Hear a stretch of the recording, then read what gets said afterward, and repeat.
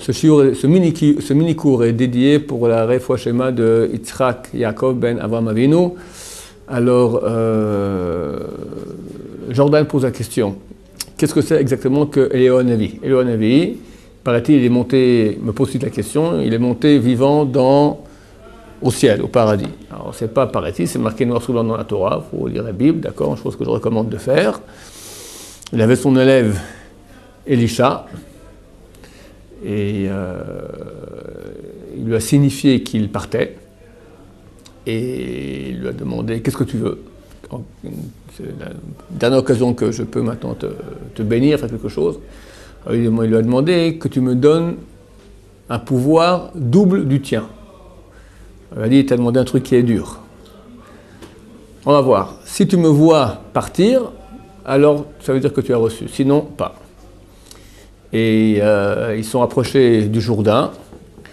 Il a pris sa cape, Eliyahu Hanavi, et il a frappé dans le Jourdain qui s'est ouvert en deux. Et ils ont passé à sec les deux de l'autre côté. Et à ce moment, il y a un chariot de feu qui est descendu du ciel. Et Elisha, il voit son maître partir comme ça dans le ciel. Il lui dit « Avi, Avi, Rechev Israël ou Parashav. Mon père, le véhicule d'Israël et ses Parashav et ses chevaliers. » Et comme ça, on avait parti dans le ciel. Donc, le Talmud dit qu'il y a 10 personnes qui sont parties vivantes dans le ciel, dont un, dans Traité Ktubot, page 78, vous allez faire ça bientôt. Il a joué un tour à l'ange de la mort. Et Yoshua ben Levi était un des grands. Il était à la limite entre Tanaïm et l'Amoraïm. Il est charnière entre les deux. Et c'est un grand tzaddik évidemment. Et on lui a dit, c'est marqué qu'on a dit à l'ange de la mort, son heure est arrivée, va le chercher. Alors il s'est montré, parce que Yoshua ben Levi c'est un grand monsieur, d'accord, pas comme ça on vient, on prend son âme. Voilà, je suis venu prendre ton âme. Il dit, ok, très bien, montre-moi juste où je vais, où sera ma place dans le Olam Haba, mon avenir. Alors il dit, ok. Il me dit, mais ton sabre là, ton épée, elle me fait peur, j'ai peur que l'épée de l'ange de la mort, elle tue, d'accord? Passe-la moi. Bon, il a eu confiance, il lui a donné. Et après, il arrive à la barrière il y a une barrière, un mur comme ça, le paradis, d'accord? Alors, l'ange de la mort le soulève pour qu'il voit. Il dit, je vois pas très bien, soulève encore un peu, et hop, il saute de l'autre côté avec le sabre, en gardant le sabre de l'ange de la mort. Alors l'ange de la mort, tac, il lui a attrapé vite le pan de sa djellaba, d'accord? Il ne voulait pas le lâcher. Alors il revient, et il dit, je jure que je vous le fais laisser. Et c'est marqué qu'Akadosh Baruch Hu, Dieu lui-même, il a dit, ok, vérifions, si dans sa vie, il a juré une fois, et il a fait Natara, on peut annuler un serment qu'on a fait. Ça peut se faire, il faut payer une petite amende aussi, mais on peut le faire. Alors s'il a juré, il a annulé, ça veut dire que sa parole n'est pas super solide.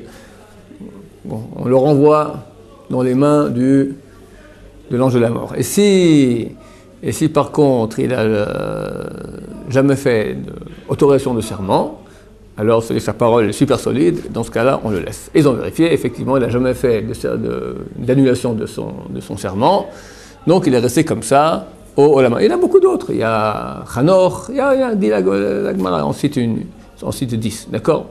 Le Rav Moshe Shapira, qui est un des grands rabbins de la pensée juive ici en Israël, il a dit qu'on n'a pas à envier ces gens-là, il dit que les étapes par lesquelles ils sont passés, comme on a vu, pour passer de ce monde-ci au paradis, sont beaucoup plus dures que la mort. Beaucoup plus dures. C'est des choses extrêmement pénibles.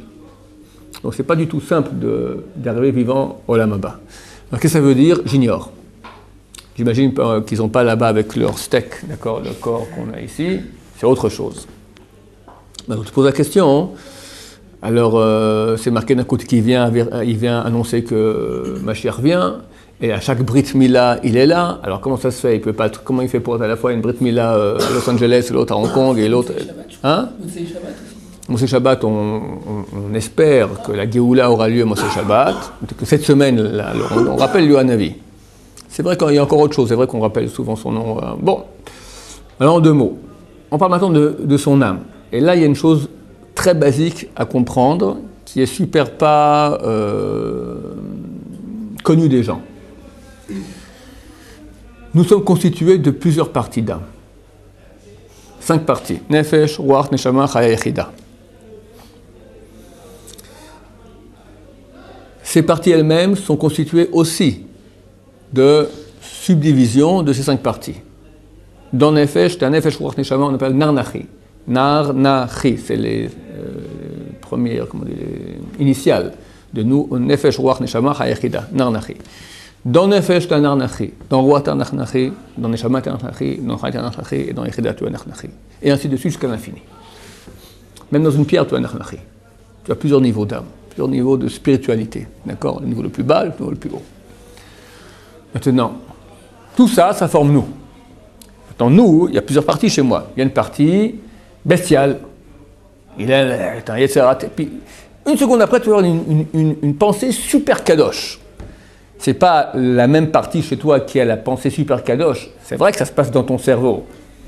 Mais c'est pas ce qui amène ces parties-là, ou la partie actionnée de ces âmes spirituelles, c'est pas la même. Quand tu penses à une chose bestiale, c'est pas ta neshama pure, c'est ta neshama basse qui y pense.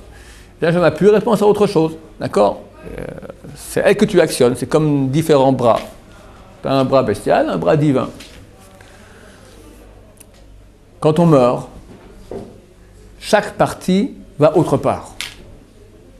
On n'est pas ensemble. Il y a une petite partie de l'âme la plus basse qui reste sur les os, dans la tombe. C'est que quand on va sur la tombe d'un sadique ou on voit la tombe d'un défunt, on ne parle pas qu'à des os. Ça ne sert à rien d'aller voir les os du défunt. Hein. L'os, il dit excusez-moi, amène-moi un chien. Les chiens, ils aiment les os, pas. Enfin, on ne va pas donner les ossements de nos ancêtres aux chiens. Mais si c'était qu'un os, c'est rien du tout. Toute la profondeur de la chose pour laquelle on a un respect pour les corps des défunts, pour un cimetière, pour les corps des défunts, ici on est sur des très gros problèmes parce que des fois ils creusent, ils trouvent des cimetières antiques, d'accord? Et les religieux se battent pour qu'on ne les profane pas, c'est parce qu'il y a une partie de l'âme qui reste sur les ossements, toujours. Il y a des parties d'âme qui Shabbat par exemple, c'est marqué qu'elles montent ces parties. Bon, c'est bien, on ne va pas sur les tombes Shabbat ni à Rosh Chodesh, ils sont déjà en haut, c'est bien d'aller les veilles de Shabbat, les veilles de Rosh Chodesh, parce qu'après elles montent avec elles, elles font monter les prières. Quoi qu'il en soit, donc, il y a une partie la plus basse, elle reste sur les eaux. Et les parties très hautes, elles montent dans différents mondes. Tu peux avoir maintenant une partie de ton âme qui est au paradis et l'autre qui est en enfer. Ce sont 2 âmes différentes. Alors tu poses la question maintenant, Eliyahu Hanavi, alors comment il fait qu'il y a une partie de son âme qui est maintenant à Los Angeles, l'autre à Hong Kong, et la troisième à Jérusalem, tous pour une Brit Mila. C'est pas toute son âme entière qui va là-bas. Ce sont des parties d'âme. Il faut comprendre que nous sommes constitués de plusieurs parties. À la résurrection des morts, Be'erat Hashem, très bientôt, quand Mashiach vient, il y a une petite résurrection, paraît-il, sinon après, beaucoup plus tard, 40 ans plus tard, on commence la grande résurrection des morts. Là, qu'est-ce qu'il fait Dieu? Il réunit toutes les parties ensemble. Il réunit toutes les parties de notre âme pour que là, avoir vraiment droit à notre grande récompense, tous ensemble. Ce serait tous ensemble qu'on a bossé. D'accord? Ma partie bestiale aussi, quand elle me disait regarde une fille dans la rue, je devais lui dire non. Puis elle s'est écrasée, donc on lui donne un petit bonbon, d'accord? Elle a droit à quelque chose, d'accord? Elle aussi. Et la partie divine qui s'est battue pour que la partie bestiale l'écoute, et elle aussi elle a droit. Donc toutes les parties de nous-mêmes ont droit aux récompenses auxquelles elles ont droit. Et ça, on les unit pour cela. Il y a déjà une partie de récompense, tout ça, dans le Mab, après le décès, on reçoit déjà la récompense de ce que nous sommes. Mais la récompense totale, c'est quand Dieu réunit tout ensemble. Ça s'appelle la résurrection des morts. Be'erat Hashem, très bientôt. Il y a peut-être une question d'abord sur ça? Oui. Et quand il va revenir, parce que vous dites que quand il est monté, c'était plus le morceau de viande qu'il était. Oui. Et quand il va revenir avec le morceau de viande. Et alors, il y a un avis aussi, c'est une très bonne question. Alors, par exemple, il est connu que il y a des âmes qui viennent du monde des morts, elles se matérialisent ici, d'habitude des grands tzadikim, ou pour faire certaines missions, ou des fois pour enseigner la Torah à des sages d'Israël. Des fois, elles viennent en rêve, des fois, elles viennent en vrai. Par exemple, le Rav Hades, et le Rav Yaakov Hades, celui du Kotel, quand il s'est marié, moi je fréquentais la synagogue de la yeshiva de son père, Kol Yaakov. Rav Yehuda Hades. Alors Yehuda Hades, quand il s'est marié, il a raconté un peu sur la famille. Alors il a dit que son père lui a raconté, Rabbi Yaakov Hades, le grand-père de Rabbi Yaakov Hades actuel, Rabbi Yaakov Hades de Porat Yosef, il a raconté que quand il s'est marié, son père, Rabbi Avraham Hades, qui était un super grand kabbaliste. L'arrière-grand-père de Yaakov, le petit-fils. Exactement, tu as bien suivi, l'arrière-grand-père du Rabbi Yaakov, le petit-fils actuel, son arrière-grand-père Rabbi Avraham Hades, qui est un très très grand kabbaliste. Le lendemain de la nuit du mariage, il a demandé à son fils Rabbi Yaakov, est-ce que tu as rêvé de quelqu'un cette nuit? Il dit oui, je rêvais d'une personne, d'un rabbin. Comment il était habillé? Il dit, comme ça. Ah, c'est le Rambam. Tu as rêvé du Rambam. Et comment tu sais, papa? Oui, j'ai un cours avec lui, avec le Rif. Tous les soirs, on a un cours ensemble. Le Rif et le Rambam. En rêve, je sais pas si je crois que c'était un cours en rêve, d'accord? Mais des fois, il y a aussi des cours en vrai, des grands tzadikim, ils viennent. Et maintenant, ça c'est en rêve. Maintenant, Eliyahu Hanavi, il paraît que c'est la personne la plus facile avec qui on peut avoir un contact vrai, quoi. Il vient matérialiser et on étudie avec lui la Torah. Chaque génération, il y a des grands avec qui Eliyahu Hanavi apprend la Torah, enseigne la Torah et le secret de la Torah. Le Rav Zafrani, Shimon Zafrani, qui a étudié dans la yeshiva du Rav Yehuda Hades, donc le père de Rabbi Yaakov Hades actuel du Kotel, le fils de Rabbi Yaakov Hades, le grand-père, Rabbi Yehuda Hades, donc le Rosh Yeshiva de Kol Yaakov, un de ses élèves, c'est Rav Shimon Zafrani. Rav Shimon Zafrani qui a étudié donc à Kol Yaakov, il y a bien longtemps, il y a 30-40 ans, voilà. Et à Pessah, tous les élèves viennent voir le Rav.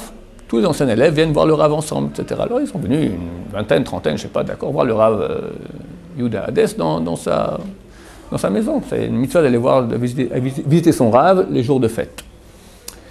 Et un de ses élèves était très proche du Rav Eliashiv, Zatzal. Alors il a demandé, raconte-nous un peu, qu'est-ce qu'il y a de nouveau chez le Rav Eliashiv? Il dit, très intéressant, son gendre et sa fille sont venus le voir. Le gendre de Rav Eliashiv, c'est le Rav Chaim Kanevsky, Shalita. D'accord? Rav Chaim Kanevsky de Bnei Brak. Avec sa femme, c'est la fille du Rav Eliashiv, Batsheva, Zichron Livracha.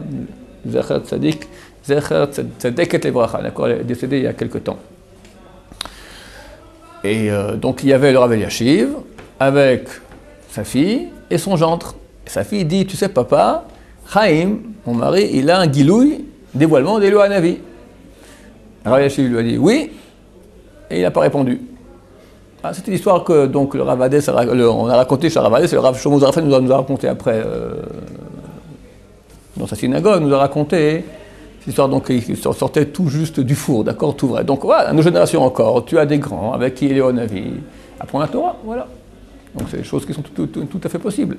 Vous travaillerez bien, hein, si on se sanctifie, etc. Et voilà. C'est clair que des gens comme Baba Saleh, etc., c'est clair. Rav Shach, tout. Je ne suis pas au courant. Mais ce sont des choses qui ont lieu, c'est des choses qu'on ne raconte pas. Mais des fois, il y a des bribes qui passent par-ci, par-là. Voilà. Vous avez dit que, comme ça, que des fois, on fait notre alia en Israël et qu'on est inarrêtable pour faire l'alia alors que, normalement, logiquement, on ne devrait pas venir. Vous avez dit que, comme ça, il y a une partie de Neshama d'un tzaddik qui n'a jamais pu faire l'alia dans sa vie antérieure, qui vient et qui vous donne ce kohar-là. Je ne vais pas parler que de l'alia, ça s'appelle le Ibur Neshama. L'Ibur Neshama. Ouais, je vais expliquer ça souvent, je vais réexpliquer maintenant si tu veux. Quelqu'un va au Lamaba. Il est au Lamaba et il a très bien bossé toute sa vie, mais il manque 2-3% du potentiel que son âme aurait pu faire. Normalement, ce 2-3% manquant, qu'il a perdu son temps, ou il a fait des bêtises, d'accord? Il a fait des bêtises, il va en enfer, enfin il y a des purgatoires, mais le temps qui était perdu, ça, hein, on peut pas. L'enfer, le purgatoire, c'est pour réparer des péchés qui ont été faits. Mais le temps qu'il a utilisé maintenant pour faire des mitzvot, ça, c'est pas récupérable. Je ne peux pas lui faire une mitzvah dans la Maba. Dans la Maba, je peux maintenant nettoyer des péchés, mais je ne peux pas lui faire une mitzvah qu'il n'a pas fait. Parce que dans la Maba, on ne fait rien de plus. Tu as une vie, le jour s'arrête, c'est terminé. À ce propos, on dit que chacun de nous devra donner din vecheshbon. Din vecheshbon. Din, c'est din, la justice, et cheshbon, le calcul. Rendre justice et calcul. C'est quoi justice? Pourquoi tu n'as pas fait ce que tu devais faire? Tu aurais dû étudier la Torah, à cause de ça, maintenant tu étais en boîte, d'accord? Tu as vu des filles, rachat, boum, tard, d'accord? Ça, c'est la justice. C'est quoi le cheshbon, le calcul? Le temps que tu as... On te fait payer pour le péché que tu as fait, mais après le temps que tu as perdu, ça aussi, après, il y a un calcul là-dessus. Et là aussi, il y a deux choses quand tu fais un péché. Tu fais un péché, en plus tu perds du temps, que tu aurais pu faire des choses bien à la place, lui la Torah ou faire aller aider une personne dans le besoin. Donc quand quelqu'un maintenant arrive au Olam Haba, il lui manque du potentiel qu'il n'a pas réalisé en mitzvot. Non, il doit revenir dans ce monde-là en Gilgul, en réincarnation. Mais c'est très très périlleux. Pourquoi? Parce que tu reviens dans ce monde, tout est ouvert. Et toi, tu as bossé, t'es très bien, il manque 3%. C'est un très beau score, que 3%, d'accord? Quelqu'un qui remplit sa vie de 97%, c'est super grand, hein, c'est très bien. Donc tu reviens, mais attends, il faut tout refaire. De nouveau aller dans la rue, pas regarder les filles, jamais mentir, jamais voler, tout faire une bracha, jamais... C'est énorme. Et des fois, on vient réparer un peu, et on tombe dans le Tzara, et au lieu de réparer un peu, on casse 95% de ce qu'on avait acquis dans le Gilgul passé. Donc c'est très périlleux. Clairement, il y en a, ils ont beaucoup moins d'Yetzirah que d'autres. Il y a des gens, on va leur parler de filles, ils disent je m'en fous, machin. Il y en a, tu leur dis la peine aux filles. Ok, alors c'est vrai que des fois, Hachem, quelqu'un qui a bien bossé sur un point, il le protège. C'est une des raisons pour lesquelles, bon, je voulais faire un cours court, je fais un cours long là, c'est des raisons pour lesquelles c'est sa capital garantie. Avec capital garantie, c'est quoi? Lo alechem, si quelqu'un vient dans ce monde handicapé. Très souvent, il s'agit d'âmes très hautes, qui ont fait un tikkun, qui ont beaucoup travaillé dans le Gilgul, dans leur réincarnation passée, mais elles doivent encore venir faire quelques mitzvot ici sur Terre. Maintenant, on va dire, le type, attends, il a bossé comme un dingue, les yeux. Déjà, jamais regardé une femme de façon interdite, c'est sanctifié les yeux beaucoup. Ok, mais par exemple, je sais pas moi, la bouche, il a parlé de la Shonara. Elle doit revenir ici sur Terre, réparer. Ou il a volé, il faut venir rembourser à la personne qui a été volée. On peut dire, ok, je reviens, la bouche, le vol, mais les yeux. Tu me remets maintenant à Paris, au XXIe siècle, en été, tu sais que c'est presque mission impossible. Pourquoi tu me fais ça? Mes yeux, ils sont sains, je veux pas retomber. Mais tu dois réparer. Si je reste ici, tu restes avec la bouche qui ne va pas et la main à moitié coupée, tu as volé. Qu'est-ce qu'on fait? Tu veux que je reste ici comme ça, avec handicapé? Non, je veux pas. Avec une tache pareille dans l'éternité, je veux pas. Je veux venir sur Terre. Mais un endroit où il n'y a pas de dame. Ok, je t'envoie maintenant dans l'Antarctique. Mais comment tu vas faire pour parler à Shonara, pas parler à Shonara dans l'Antarctique et rentrer là? Il faut aller à Paris, c'est là-bas que le type que tu as volé qu'il faut lui rendre. Alors je veux venir sans avoir la possibilité de voir une chose interdite. Aveugle. C'est certain? Oui, je veux comme ça. Comme ça au moins c'est gagné. Ce que j'ai gagné, c'est réglé. Alors personne n'est aveugle. Dans l'Echem, on ne demande pas ni aveugle, ni d'être aveugle, ni d'avoir des enfants aveugles. Mais si ça arrive, d'habitude ce sont des personnes, on leur ôte une marge. Parce que qu'est-ce que c'est là? Ce monde-ci, c'est le monde où tout le libre arbitre il est grand ouvert. Tu peux être un grand sadique comme un grand rachat. Tout est ouvert, tous les coups sont permis, en bien, en mal. Alors quelqu'un, il ne veut pas rentrer dans le jeu aussi grave, c'est comme tu vas au casino, tu peux jouer, voilà, tu joues ton âme. Moi, je veux jouer peu. Ok, alors il veut limiter maintenant sa marge de choix. Il ne veut plus avoir maintenant le problème de regarder. Ok, ou des fois c'est pire, il ne veut pas ni parler ni rien. Il naît un légume, sans cervelle, sans rien. Il fait un tikkun, en respirant, en mangeant, en excrétant, tout ça. Il fait beaucoup de tikkunim aussi. Les personnes, aussi limitées qu'elles soient, tant qu'elle est vivante, une personne fait des tikkunim. 1 millimètre de vie, il vaut énormément. Faites attention avec les vieilles personnes. Il y a une tendance terrible, je ne sais pas qu'à l'étranger, mais même en Israël, à leur raccourcir la vie. Il est vieux, il a 80, 95, 85, 90, 95, allez. Un peu de morphine, on laisse une mort digne, comme ils appellent ça, et voilà, etc. C'est de l'assassinat à 180 000%. D'accord? C'est de l'assassinat. Assassinat. Et c'est une chose qui se fait très très couramment partout. Il faut savoir. Pas avoir confiance aux médecins. Pas du tout. La vie, tant qu'on vit, même complètement avec les tuyaux et dans le coma, d'accord? tu vis, tu fais un tikkun.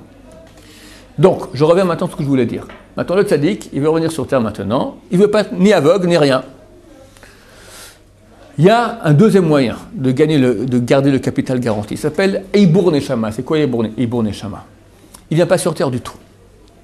Mais quand quelqu'un va maintenant faire sur terre une mitzvah dont lui est manquant, alors on lui permet de rentrer dans l'âme de la personne qui est manquante de cette mitzvah. Du coup, la personne se sent, tout d'un coup, elle sent une sorte de... un élan. Un truc comme un sentiment de sainteté, tac, d'aller faire la mitzvah. D'accord? C'est cette âme qui vient l'aider. Et par le fait qu'elle aide, alors elle reçoit la récompense aussi de la mitzvah qui a été faite. Bien qu'elle n'a pas été sur terre, elle a utilisé quelque part le corps de la personne. Maintenant, les deux ils sont associés dans la mitzvah. Les deux reçoivent la récompense. Mais si la personne fait en passant une avéra, un péché, directement l'âme la quitte. Maintenant, il y a une femme qui passe, et il jure, pac, avant qu'il regarde la fille, déjà, tac, l'âme l'a quitté, pour ne pas faire le péché. Ça, c'est un moyen que Dieu donne aux âmes qui sont dans la Maba, pour pouvoir quand même avancer, sans risquer le cas terrible dans lequel nous sommes, du Gilgoul, d'accord, de revenir ici sur Terre, parce que là, comme j'ai dit, tous les coups sont permis, et on ne sait pas, on croit qu'on va monter, et on risque de descendre. Donc c'est Dieu qui décide dans sa justice qui, quoi, comment, donc où. Mais il y a cette notion-là de Hibur Neshama. Et pour nous, c'est très très bien. Quelqu'un, s'il reçoit un Hibur Neshama, tout à coup, il a des forces, tout ça, pour faire beaucoup de mitzvot. Lui est gratifié, et aussi la Neshama du Sadiq qui vient avec lui est gratifié aussi. C'est ce que je voulais vous demander en fait, pour Eliyahu Hanavi qui vient dans les Brit Milot. Est-ce que c'est pas plus un Hibur Neshama qui vient dans le... Non, Hibur Neshama, c'est il rentre dans ton âme. Non, lui, c'est bien, on lui fait un trône, d'accord? Il y a un trône de Hanavi, parce qu'il y a son âme qui vient ici. D'ailleurs, en passant, d'accord, une mauvaise coutume, c'est que normalement il faudrait deux chaises. Tu as une chaise pour le sandak, la personne sur les genoux duquel on fera la Brit Mila, et le siège de Hanavi. Il y a une seule grande chaise, et on met dessus le sandak. C'est faux. Le Rav Moshe Tzadkan, une fois on l'a amené, il dit non, je ne vais pas m'asseoir sur le trône de Hanavi, d'accord, ça c'est pour Hanavi. Bon, je vais prendre une chaise normale. Entre le sandak, qui est le grand-père, ou même le grand sadique de la génération, le grand-père a toujours religieux ou pas, d'accord, et le grand sadique de la génération, tout cela, par rapport au Hanavi, ils ne font pas le poids. Donc on donne le trône à Hanavi, on pose le bébé dessus un moment, on dit voici le trône de Hanavi, on pose le bébé, et Hanavi il est présent, et après on donne le bébé sur les genoux du sandak. Donc ce trône-là est vraiment pour lui. Donc il y a vraiment une partie de l'âme qui vient et qui est présente. Dans les histoires du Hari, on a entendu, il y a un livre comme ça qui est sorti sur le Harizal. Le père du Harizal, il est venu son père, il a eu en rêve Eliyahu Hanavi. Ouais. Il lui a dit attends-moi le jour de la Brit Mila de ton fils pour que je te donne le nom. Il a attendu, il est venu. Là, il est venu en vrai, physiquement, ok, je te dis. Eliyahu Hanavi, c'est un des tzadikim qui vient de ce monde physiquement le plus que beaucoup de... qui m'avait raconté une fois, il y avait un grand Mekoubal, il y a une vingtaine, trentaine d'années, yéménite, il s'appelait Morshok Dorani. C'est dans le monde des kabbalistes, tout ça un peu comme ça. Et une fois, un type m'avait raconté que il était venu chez lui et dit sur la route, tu as vu un vieux qui marchait comme ça, c'était Or Haim HaKadosh. Il avait croisé Or Haim HaKadosh. Il y a des tzadikim qui viennent ici faire des missions. Qu'est-ce que tu crois que nous on est... Il y a des choses qui se passent, c'est clair. Il y a l'histoire qu'a raconté le Rav. Vous la connaissez bien cette histoire-là. Le Rav, le premier rabbin du Badat, s'appelait le Rav Yosef Chaim Sonnenfeld. Il a témoigné. Quand il était jeune, il habitait en Hongrie. Et il était dans une yeshiva. Et il y avait une femme veuve qui venait donner de l'argent tous les mois, un chèque, au Rosh Yeshiva. Pas pour que la yeshiva fonctionne, mais pour que des bachurim de la yeshiva, des élèves de la yeshiva, disent Kaddish pour tous les morts dont les descendants ne disent pas Kaddish.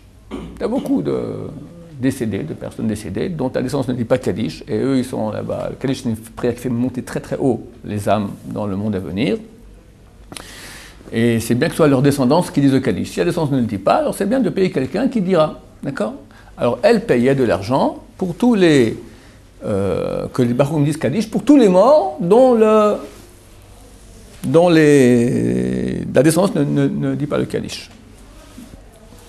Puis un jour, elle est venue voir le chef, je lui ai dit, écoutez, j'ai un problème, là, ça tournait bien l'affaire, là, ça ne marche plus du tout. Et puis au contraire, c'est même carrément très mal. J'ai 2 filles à marier. Et j'ai même pas de quoi payer une dot. Il faut, je crois, 50 000 euros, on va dire, pour le mariage, tout ça. J'ai rien du tout. Donc j'aurais voulu beaucoup continuer. Je suis très peiné. J'ai essayé jusqu'au bout de tenir. Cette mission, je la tiens vraiment à cœur. Mais je peux plus. Je ne peux plus. Donc, je leur avais désolé. Bon, écoutez, on continuera encore à dire le Kaddish. C'est pas une raison que vous ne donnez plus l'argent. On continuera quand même. Mais ben, Hachem, quand vous aurez de l'argent, vous pourrez nous donner de nouveau. Bon, elle descend comme ça de la yeshiva. Du coup, il y a un monsieur venir très vieux, comme ça, avec une grande barbe blanche, lui dire vous avez des filles à marier? Oui. Vous avez l'argent pour les marier? Non. Combien il vous faut? Ben, j'en ai 2, chacune 50 000, 100 000 euros.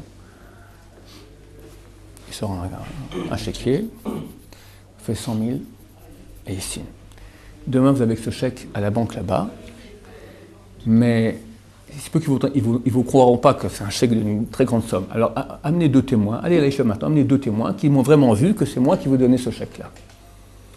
Alors, elle monte à l'échiva, elle appelle 2 Bachurim, dont un c'était le Rav Yosef Chaim Sonnenfeld. Donc, lui-même était témoin. Et il voit le monsieur qui donne le chèque, c'est moi, voilà, demain à la banque pour dire au directeur, c'est moi, je m'appelle ainsi, c'est moi qui donne le chèque à l'autre. Ok. Le demain matin, elle va à la banque, elle monte le chèque à l'employé, bon, elle a 100 000 euros, je vais voir le directeur, d'accord. Le directeur, il voit ça, il tombe dans les pommes. Il tombe dans les pommes. Tout de suite, on ferme la banque, on l'attrape à elle, qu'est-ce que c'est qui s'est passé? C'est un chèque, on le réveille, et faites-la rentrer. Qui vous a donné ce chèque? Ben, monsieur, vieux, à quoi il ressemblait? Une grande barbe blanche. Je vous montre quelques photos, dites-moi. Il monte, il a une montre photo. C'est lui. Il tombe dans les pommes de nouveau. On le réveille, vous avez des témoins, on amène les témoins, il dit oui, voilà, c'est lui, moi je suis témoin, et donc on a témoigné, cet homme-là exactement, il a donné hier, ce chèque-là, voilà la signature, etc. Il s'avère, c'est mon père. C'est mon père. Et moi, j'ai complètement quitté la Torah, je suis avec une non-juive, etc. Et mon père est venu en rêve. La veille, il m'a dit, espèce de rachat, tu ne penses pas à moi? Tu te mets avec une non-juive et la Torah, etc. Sache pour te montrer qu'il y a un Olam Haba, et sache que combien les gens qui font des mitzvot, c'est important dans l'Olam Haba. Il y a une femme qui paye de son argent pour qu'on dise le Kaddish pour moi, et toi, tu ne le dis même pas pour moi. Alors demain, je vais faire un chèque de 100 000 euros. Elle viendra à la banque et tu vas lui donner ces 100 000 euros. Alors je vous les donne, madame, et évidemment, il a fait tchouva, etc. Bon, donc le monsieur, il est venu en chair et en os. Il y a une autre histoire, je n'ai pas le temps maintenant. Ouais, j'ai le temps. Il y avait un type, après la guerre, il est venu en Israël, il a complètement quitté la Torah, et puis il ne plus rien. Puis un jour, c'était Kippour. Il était bien embêté parce que tous les restaurants étaient fermés. Puis il avait faim. Alors il est parti à Lod, là-bas il y a beaucoup d'Arabes, donc il peut ouvrir à Yom Kippour et il mange là-bas son shawarma de chameau, d'accord, dans le resto. Tout à coup, il voit son père, en chair et en os, devant lui, tenant par la main un petit enfant de 7 ans comme ça. Mon fils, c'est Kippour aujourd'hui. Tu manges? Ouais, il était super étonné. Bon, il n'a pas fait de Birkat Amazon. On l'a dit, il y a un grand rabbin, Chazon Ish, le Chazon Ish à Bnei Brak, va le voir. Il va le voir. Je lui dis, comment ça continue? Ah oui, non, mais dès que le Chazon Ish rentre, c'est toi dont le père est venu? Oui, il est venu me voir aussi. Il lui a dit, tu sais, pas tout le monde mérite comme ça, hein, qu'on vienne de Olam Haba parler. En passant, j'en ai beaucoup à l'Yeshiva dont les parents sont venus, les ancêtres sont venus ici à l'Yeshiva en rêve. Je vous raconterai, mais c'est une autre fois, d'accord? Peut-être si j'ai le temps encore, je dois faire vite, d'accord? Ouais, il y a des histoires ici à l'Yeshiva. Alors, pourquoi ton père est venu avec le petit enfant de 7 ans? Pour que tu mérites que ton père vienne comme ça à la Mamba, il faut que tu aies un mérite. Quel mérite? Quel grand message tu as fait? Je ne sais pas. Pense, durant la guerre, qu'est-ce qui s'est passé? Qu'est-ce que faisait ton père? Mon père, s'occupait d'enterrer les morts. Et il s'est avéré, il s'est rappelé le père, le type, qu'il y avait 2 villages. Dans le village voisin, les nazis étaient venus, Non, pardon, dans le village voisin, un petit enfant de 7 ans était décédé. Un cimetière se trouvait dans leur village à eux. Il fallait chercher le corps du petit enfant de 7 ans, passer par la forêt, il neigeait comme ça, et c'est très dangereux, parce que si les nazis nous trouvaient à l'extérieur, ils abattaient tout de suite. Et le père n'a pas osé y aller. Et toi, le fils, t'as dit, j'y vais moi. Et t'es parti la nuit, t'avais une peur terrible, il raconte, j'avais une peur terrible, et il racontait. J'allais, etc. Et j'ai pris le corps de l'enfant sur mon dos, je suis allé au cimetière, je l'ai enterré. C'est grâce à cette mitzvah-là que tu as fait. Alors l'âme du petit est venue aussi maintenant pour montrer c'est grâce à elle.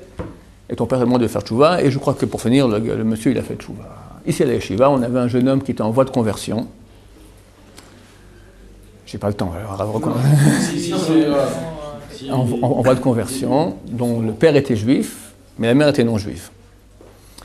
Et il m'a raconté 2-3 semaines plus tard, il m'a raconté qu'un Shabbat pendant la nuit, du coup il rêve de son grand-père, le père de son père. Il le voit comme ça, lumineux, une barbe blanche comme ça, plein de lumière. Il part avec sourire, mais il n'entend rien.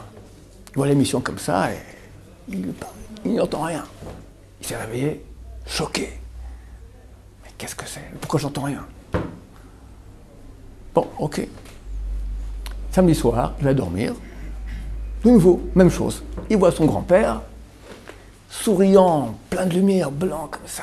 Il lui parle avec sourire, tout ça, il lui parle. Il tape sur la... Toc, toc, toc, le poste, là. Le volume. Rien du tout. Là, il éclate en sanglots. Il n'a pas dormi toute la nuit. Il ne m'a rien raconté, que 2-3 semaines plus tard. Dimanche soir, il va dormir. De nouveau. Le grand-papa, avec la barbe blanche, ouais, la lumière, tout ça, il dit, mon fils, il a mon petit-fils. Je suis très heureux que tu sois ici à l'Yeshiva. Je suis très heureux de ce que tu fais, de la voie que tu as prise. Essaye d'influencer ton papa, que lui aussi quitte sa Goya, et Baruch Hashem, il fasse chouva lui aussi. Et voilà, Baruch Hashem, donc il s'est converti. Et il y avait beaucoup d'histoires qu'on racontera à l'occasion. Baruch Adonai,